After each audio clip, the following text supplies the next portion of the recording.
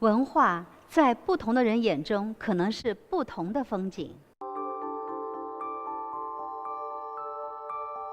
走进全球外交大使，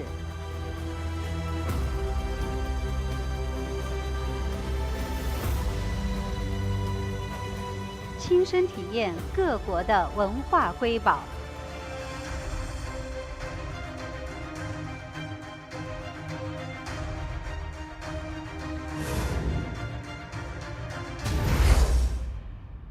有请看世界的梅青。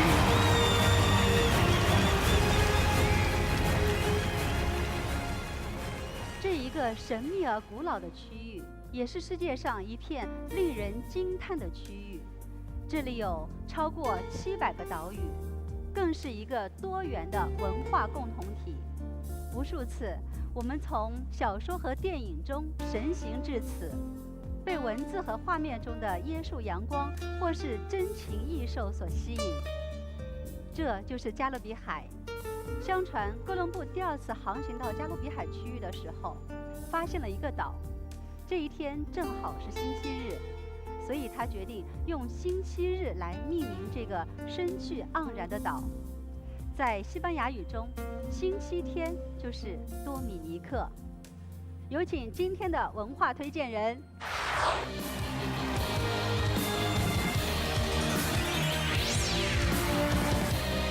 Hi, I am Martin Charles, Ambassador of Dominica to the People's Republic of China. Dominica is located between 2 French islands of Martinique and Guadeloupe.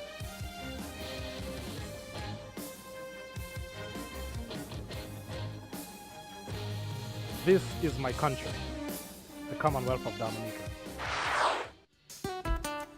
多米尼克位于东加勒比海小安地列斯群岛东北部，东临大西洋，西濒加勒比海，以其未受人为破坏的自然美景而闻名。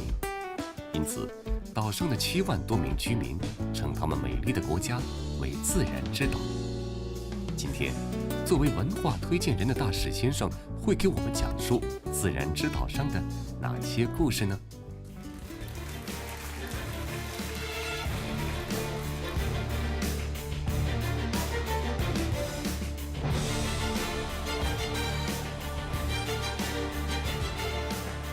欢迎我们的大使先生，还有我的搭档子谦，还有我们今天的文化观察员冯建华老师。观众朋友们，大家好，我是今天的文化观察员，我叫冯建华。好，又见着冯老师了啊！也欢迎我们大使先生。那欢迎呢我们的广大观众朋友，赶快登录我们的官方微博来和我们进行互动，留下您最关心的问题，我们一起走进的美丽的国家是多米尼克。自从这个《梅青看世界》这个节目开播以来哈，我就养成了一个习惯，就是特别喜欢看各国的这个国徽，因为不同的国徽上面呢，他们会有一些不同的标记，特别是一些标志性的动物啊，这样，比如说这个澳大利亚的国徽上有袋鼠，英国的国徽上有狮子，俄罗斯的国徽上有这个白马和鹰，多米尼克的国徽上又有一些什么样的动物呢？我们一起来看一下。我们在这个国徽上看到了这个动物好像有点多，我感觉是吧？哎，对的，除了这个椰子树啊、海上的风光之外，哈，有这个鹦鹉，还有一个很奇怪，有点像青蛙。我想请教一下我们的大使，这个是青蛙吗 Yes, the frog you see on our emblem represents the mountain chicken. 是多米尼克所独有的吗 Okay, so this is what we call our mountain chicken, which is also unique to Dominica, can only be found in Dominica. 山鸡哈，说到我们家乡的这个石鸡哈，它是一道很有特色的菜，有没有很重要的客人来的时候都会去吃它？在多米尼克，这个山鸡也是一道菜吗 Yes, it was once our national dish, whereby we promoted it as the national dish of the Commonwealth of Dominica. 那如果我们下次去多米尼克旅游的话，我们可以尝到这个山鸡的味道吗 Well, unfortunately, so about 5 years ago, there was some disease that attacked our mountain chicken, and as a result, they were prohibited from being eaten. So they're no longer referred to as our national dish because there are very few right now in Dominica because of the disease that killed a lot of them. 听到这个，我还觉得还真的是非常遗憾哈。说到这个物种灭绝的时候，我印象当中呢，有一个叫渡渡鸟，对吧？包括咱们中国有一个中国犀牛也没了。对，亚洲犀它是非常之珍贵的，我们都知道那个犀角，它不光是药材，而且它更是什么呢？更是一个非常高级的工艺品。您看我们现在在故宫，我们可以看到这个里面有一些个用犀角雕刻出来的酒杯，非常之漂亮，那都是亚洲犀的，可惜它灭绝了。据不完全统计说，每一天就有70多种物种就消失了，无论是植物也好，动物也好。对，说的一下好严肃，感觉。是的，我们在这个多米尼克的国会上还看到了这个鹦鹉啊，就是这种鹦鹉也是多米尼克特有的吗？ This is our Cicero parrot, which is our national bird, and it's also protected by law.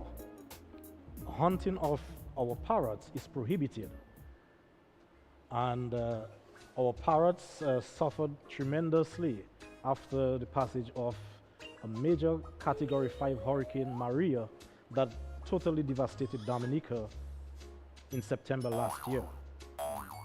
So we have some laws governing the capturing of our Cicero parrots. So we had to take actions to protect and safeguard them and to allow them to multiply so that for generations to come, we will have an abundance of our Cicero parrots in Dominica. 这个鹦鹉因为受到这个玛利亚飓风的这个影响，转移到了德国。多米尼克转移鹦鹉的这个举动，这确实是值得大家赞赏。而且我觉得呢，还是挺有困难的。首先要捕捉吧，然后呢不伤害它们，把它再保护起来，再转移，换到另外的一个气候、一个国家，然后再把它安全的送回来，然后继续放生或者是野外。是，这其实这个工作挺难做的，而且工作量挺大的，因为它不是说老实的挨那儿待着，您得去抓它。这个挺费劲的。转移鹦鹉的这个应该是一件非常困难的事情。Actually, immediately after the hurricane, when the government recognized that there were very few because a number of them got killed during the hurricane, the government had to take action immediately because there was no food, all the trees were basically down, and we didn't want, because they are an endangered species, that because of lack of food that they would just die. So we arranged with an organization in Germany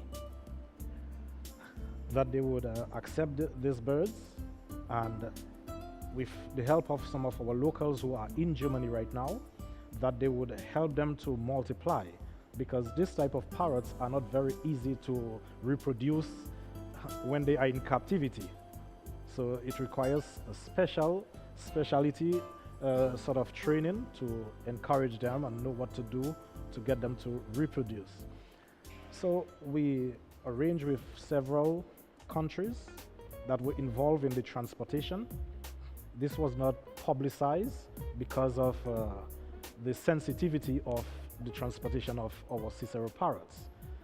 So the countries cooperated, and they moved from one country to the other. The customs, the quarantine were involved, and right now those birds are safe in Germany, where we expect them to reproduce.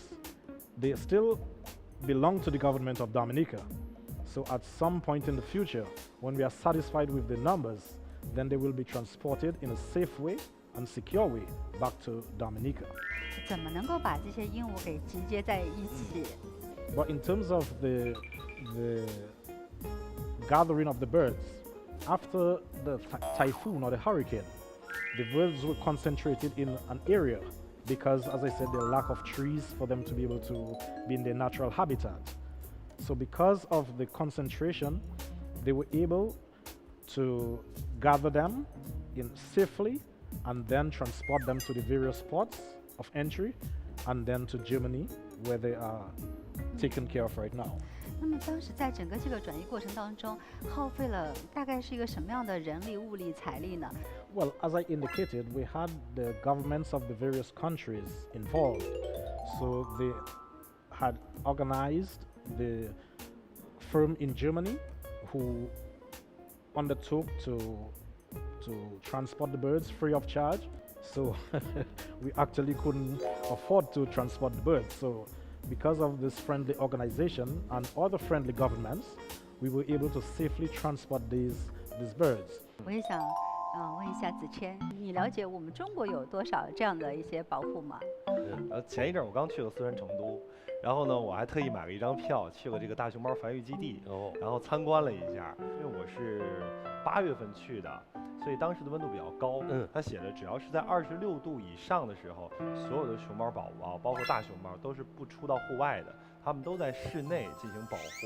所以说，我觉得从这个细节就证明了，无论从温度啊，然后饮食啊，都做到了尽善尽美。是。前几年那个雅安那儿发生地震的时候，当时就动用了大量的人力物力。而且我觉得最难的一点就是，无论什么动物，你在保护它的时候，不能丧失它的天然的这种野性或者是兽性，对吧？如果你把它驯化了，或者完全进入到人类的社会当中，其实也失去了本真的一个意义。没错。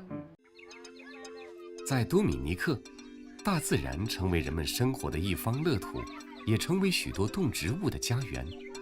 在当地人看来，在大自然中生活着的各种动植物是上天馈赠他们的最好礼物，人们应该爱护它们，精心呵护这个自然之岛。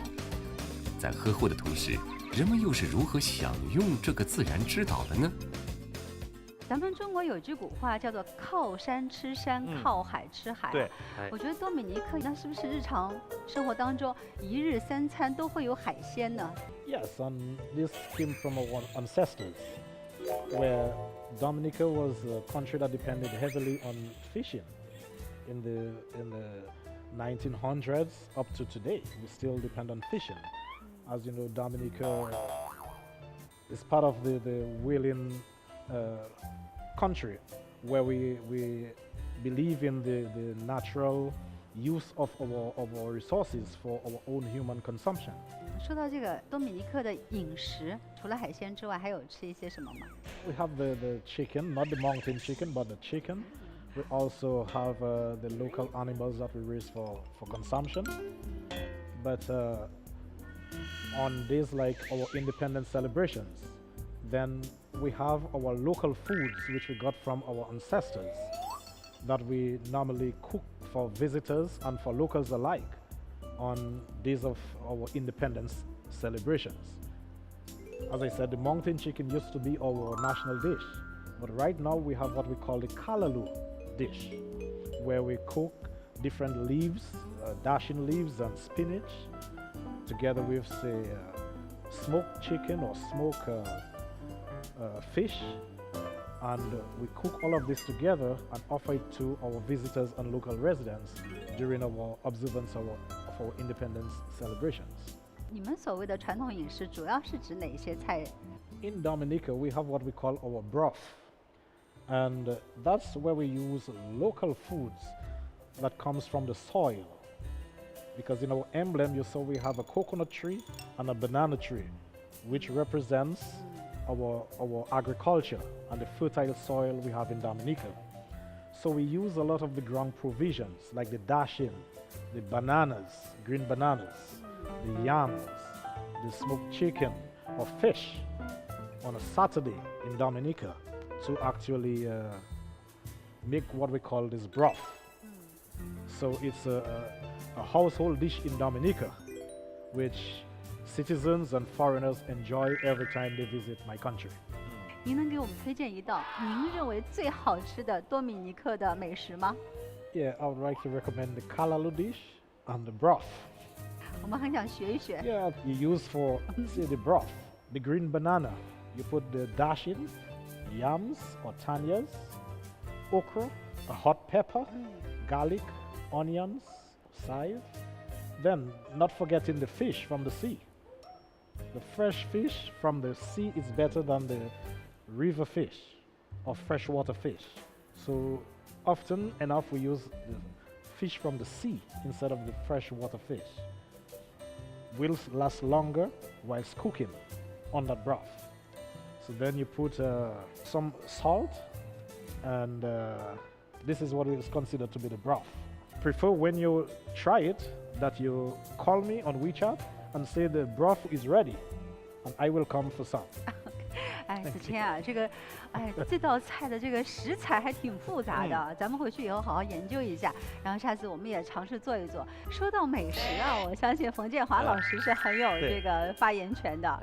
您最喜欢吃的什么菜，能给我们推荐一下吗？你也给大使推荐推荐，你交换一下。对，这个呀，就是从我个人来说，我最喜欢吃的是土豆。您知道为什么？这是最普通的一种食材、啊。我也是很喜欢吃土豆。但是您别看它普通，它做好喽难，做好吃的不容易。这个说起这个土豆，这个土豆啊，其实它最早它原产于是南美的安第斯山，大约是在8000年到5000年前吧。这个是由这个印第安人，南美印第安人，他们开始最早就是种植了。我知道当时在哥伦布的时期，那个时候呢，这个就是整个欧洲，很多地方就是大家都在吃这个土豆。你包括咱们中国土豆不是咱们原产的，是外来，也是舶来品。舶来品进来的。明朝时候进来，然后到了清朝中叶的时候开始大面积种植，一直到今天，其实咱们中国人都挺喜欢吃土豆的。你比如说我做土豆，我喜欢烧着吃。子谦啊，咱们约好了，下次咱们就去冯建华老师的家里，就吃这道土豆的特色的菜。没错，这事儿我干成。在自然之岛上，多米尼克人们用出产的每一样看似普通的食物，创造着属于自己的不凡生活，让外面的人们充满了好奇。不过，更让人们好奇的是这里的部族。他们可以用月亮来倾听这个自然之岛。听说多米尼克还保留了它15世纪的风貌哈，那我们现在还可以碰触到这种部落文化的这种脉搏吗 For a matter of fact, when Christopher Columbus discovered Dominica, he met the Caribs in Dominica. And so because of colonization, that we were once a colony of Britain, then Britain subdivided a parcel of land in Dominica where the Caribs could actually reside. And so today you have a population of about 3,500 Caribs living in this area. It's an area that's demarcated to them exclusively by the government. They do not own the land. They only live on the land and they are able to pass it from one generation to the next. 在这个图片上的这个部落，它是一个什么样的部落呢？ It's a vestment that is used during the inauguration of this council. As I said, the Carib chief is the only one with a red sash. And that red sash represents that he is the boss, the chief of the Kalinago people. 1493年，哥伦布第2次到达这个加勒比区域的时候，他发现了这个岛哈。那么应该来说，从当时开始，他就应该跟外界开始有这个交融了。这部分人为什么还会保留这么原始的一个状态到现在呢？刚才那个大使先生说了，因为他可能有一些区域是自治区域，刚才说到了，所以可能还要保持这种原有的习俗，尊重他们的文化。这是什么呢？这是多米尼克土著人的一种爱万物的意识。正因为这种意识，所以呢，使这个多米尼克的这个一些个部族，它的部族文化，包括它的地貌，这个风景啊什么的那些个，就是自然的景观的那些个情况，都仍然还保留着当初15世纪时候的样子。我曾经听说过有这么一句话，说如果说哥伦布要是活到今天的话，那么他在这个地球上唯一能认出来的地方就是多米尼克。Yes, as I said, Christopher Columbus would still recognize Dominica because the topography, the mountains are still there. They are untouched, unspoiled. The trees and the lush green beauty is still in Dominica today.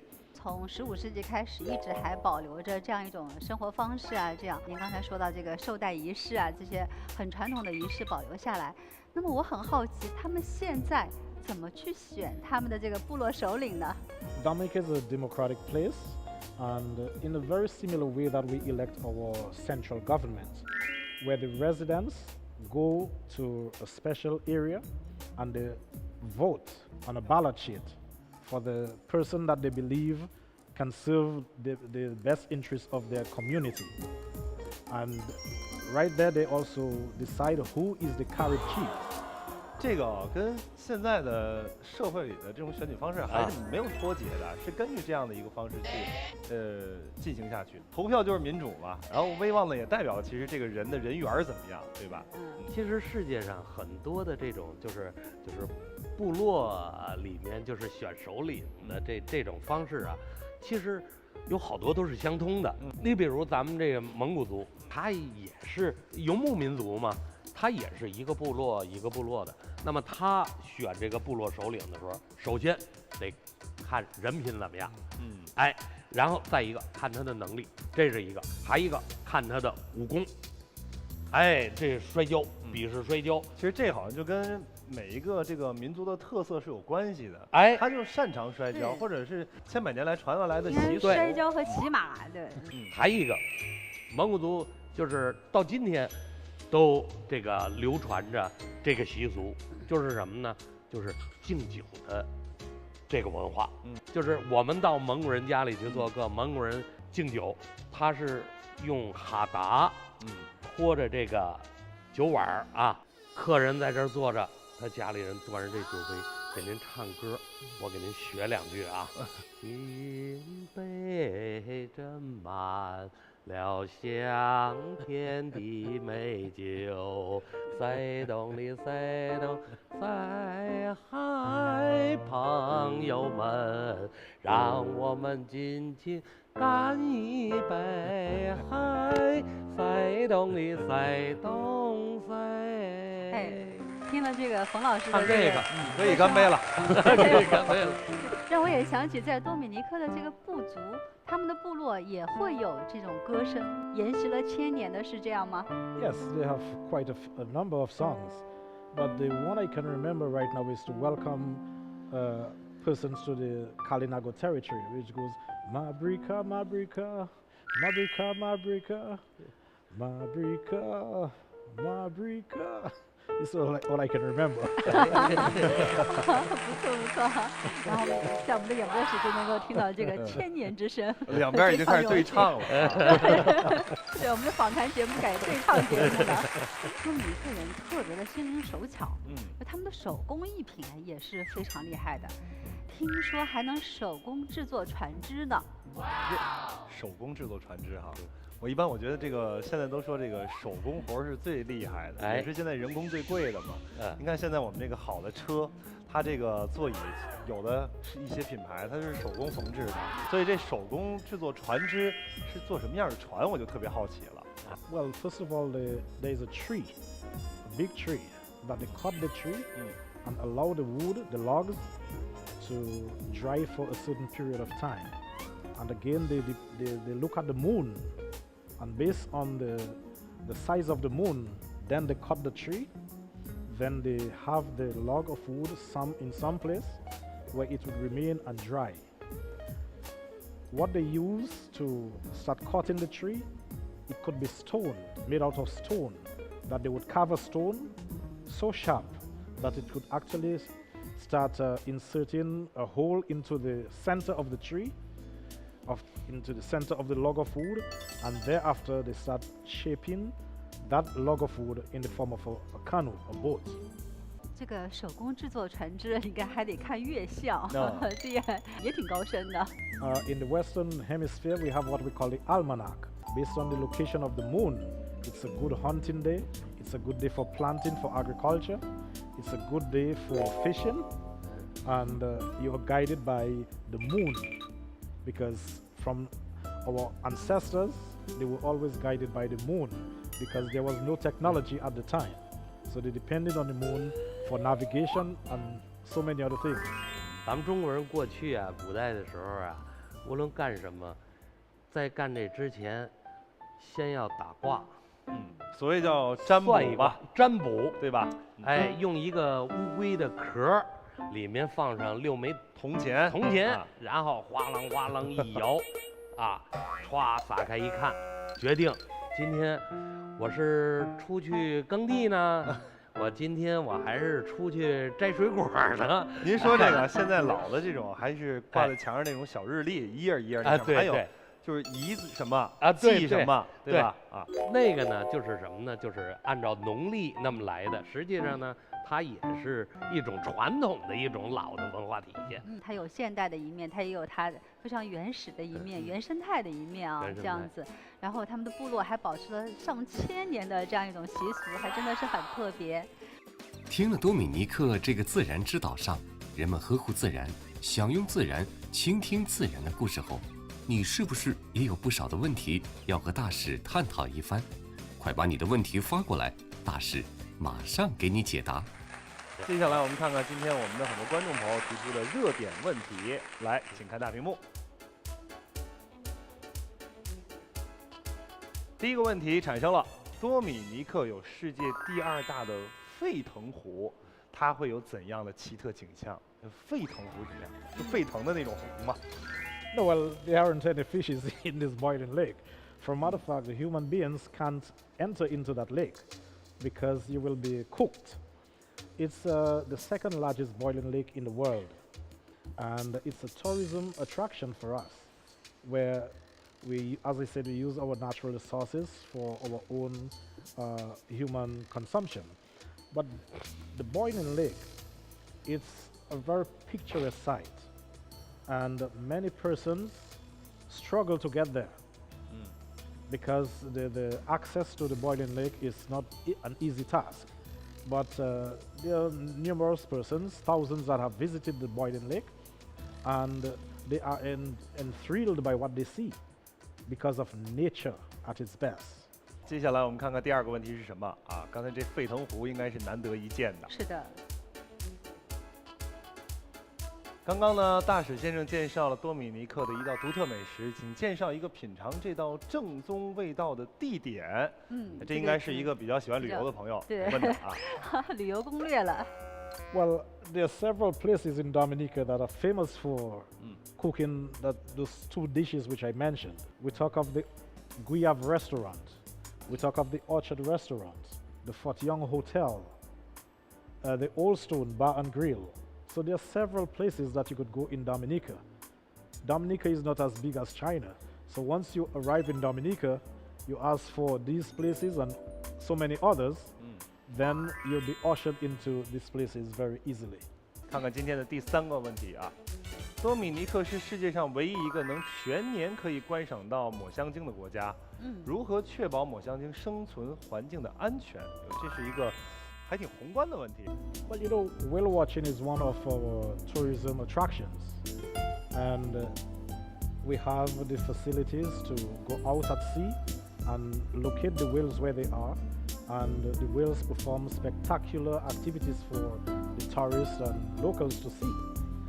As you know as well, that Dominica is part of the International Whaling Commission, and we support the use of our natural resources for our own consumption, but we believe that it should be managed in such a way where it's not whales, for matter of fact, is not hunted year-round, but there are specific time to utilize the use of the whales, and for a specific period, and for also a specific number.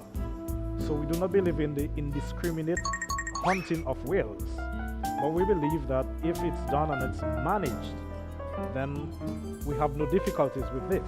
了解了多米尼克人们对自然的热爱，对土地的热爱，让我们切切实实的感受到多米尼克是一个加勒比的自然之岛。就像刚才冯建华老师所说的，如果哥伦布还活到今天的话，在地球上能认出的地方也就只有多米尼克了。如果想去多米尼克旅游，这个签证的问题啊，您能不能给我们解释一下？ If a Chinese national is interested, we say for the first 15 days of your visit, there is no visa requirement. 非常感谢多米尼克大使马丁·查尔斯先生。今天我和子谦带领大家一起领略了多米尼克的风光。今天的节目就到这里，下次节目不见不散。好，到最后咱们一起来合影吧，有请2位啊，来。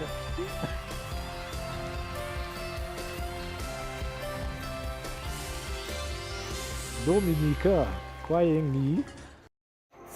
这里是加拿大国际旅游电视台。